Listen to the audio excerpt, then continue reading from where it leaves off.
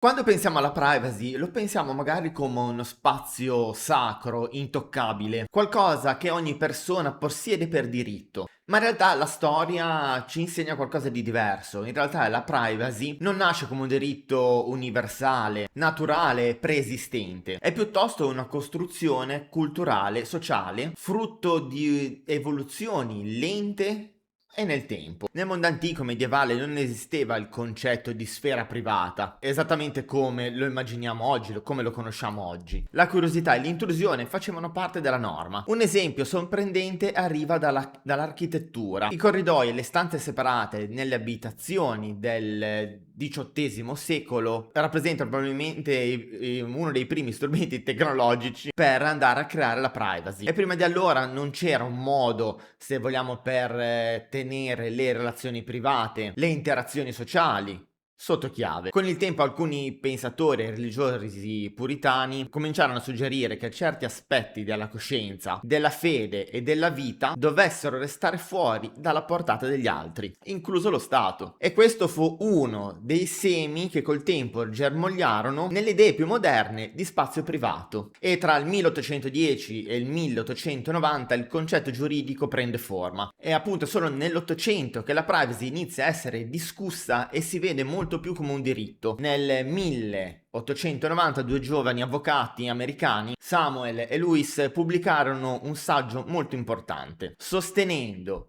che gli individui dovessero avere il diritto letteralmente di essere lasciati in pace. Questo articolo, noto come The Right of Privacy, è considerato come uno dei momenti chiave della nascita del concetto giuridico di privacy. Tuttavia, la Costituzione americana non menzionava esplicitamente la privacy e la Corte Suprema americana dovette fare delle prove concettuali e interpretative per andare a riconoscere la privacy come un diritto costituzionale nei casi del XX secolo. E negli ultimi decenni la privacy è stata sottoposta a enormi pressioni. Le tecnologie di sorveglianza, lo sviluppo digitale hanno trasformato la privacy, trasformandolo da un concetto giuridico elegante a una lotta quotidiana. E molte di queste decisioni hanno aumentato il potere dello Stato e ridotto lo spazio effettivo in cui davvero la privacy viene protetta. La privacy ci insegna che è un qualcosa che abbiamo costruito, difeso, imparato ad accettare, compreso, e soprattutto che oggigiorno, oggi magari anche più di ieri, ne abbiamo bisogno. E soprattutto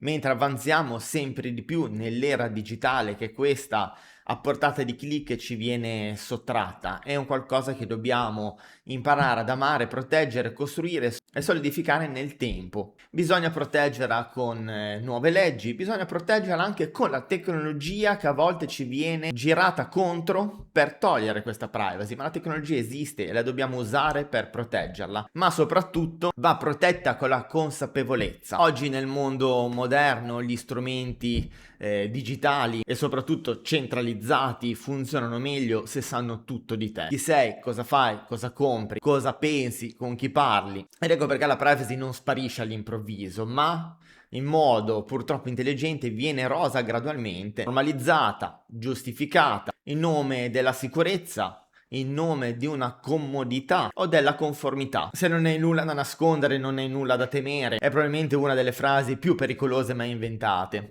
anche perché la privacy non serve a nascondere il male, serve a proteggere la libertà personale, soprattutto libertà personale prima che venga messa in discussione. Bitcoin, ad esempio, non fa politica, ma riduce la necessità di fiducia, di intermediari e soprattutto di permessi. Usare un wallet non custodial, firmare una transazione, custodire il seed phrase non sono gesti tecnici, se vogliamo, ma atti di responsabilità individuale. E nel mondo cripto, lo sappiamo bene, la privacy non è garantita. Devi capirla, la devi studiare, devi scegliere gli strumenti giusti e devi accettare anche il peso della libertà. Ed è questo forse che magari spaventa tanti, perché in realtà la privacy vera non è affatto comoda, faticosa e va controcorrente soprattutto. E la privacy che ci venga tolta piano piano, soprattutto forse ancora peggio che la smettiamo di esercitarla e di volerla, come ogni invenzione umana può evolvere o peggio ancora può scomparire. E nel mondo moderno che stiamo costruendo tutti insieme, perché ogni gesto che facciamo, consapevoli o no, con colpa oppure no, la domanda quasi non è più ho diritto alla privacy, ma sono disposto a prendermi la responsabilità di difenderla? Possiamo dare comunque una mano anche condividendo questi video, parlandone con amici, parlandone sui social,